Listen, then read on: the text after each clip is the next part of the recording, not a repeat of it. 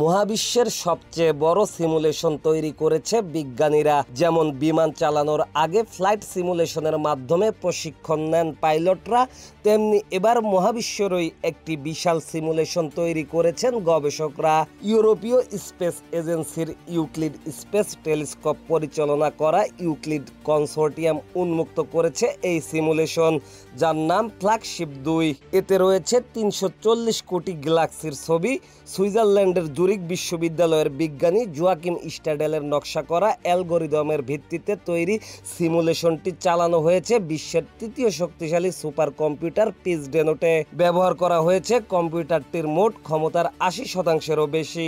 বিজ্ঞানী জুলিয়ান অ্যাডামেক জানাচ্ছেন, ইউক্লিড 2023 সাল থেকে মহাবিশ্ব জুড়ে শত শত কোটি গ্যালাক্সি অনুসন্ধান করছে, পাশাপাশি গবেষণা করছে ডার্ক এনার্জি ও ডার্ক ম্যাটার নিয়ে। স্ট্যান্ডার্ড কসমোলজিক্যাল মডেলের উপর ভিত্তি করে তৈরি এই সিমুলেশন মহাবিশ্বের গঠন ও বিবর্তন বুঝতে বড় সহায়ক হবে বলে জানাচ্ছেন গবেষকরা। তাদের আশা, এর মাধ্যমে মিলবে অপ্রত্যাশিত আবিষ্কারের দিক নির্দেশনা। ইউক্লিড এখন পর্যন্ত তৈরি করা মহাজগতের সবচেয়ে বিস্তারিত মানচিত্র। সঠিকতার দিক থেকে এটি সর্বোত্তম। বিজ্ঞানীরা বলছেন, এই সিমুলেশন ডার্ক এনার্জির প্রকৃতি সম্পর্কে গুরুত্বপূর্ণ তথ্য দিতে পারে।